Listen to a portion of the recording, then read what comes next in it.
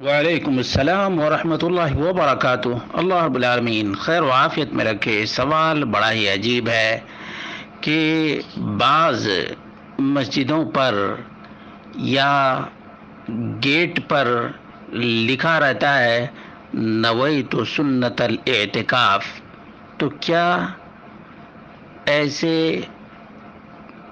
الفاظ دہرانے سے اعتکاف کا اجر و ثواب ملتا ہے؟ اس کا جواب یہ ہے کہ نبی اکرم صلی اللہ علیہ وسلم سے نویت سنت الاعتکاف ثابت نہیں ہے، نہ رب کے قرآن سے یہ نیت اعتکاف کی ثابت ہے، نہ سنت مصطفیٰ سے ثابت ہے، اور نہ صحابہ کرام سے ثابت ہے، بلکہ یہ کریٹڈ ہے، فیبریکیٹڈ ہے، مصنوعی ہے اور بناوٹی بھی۔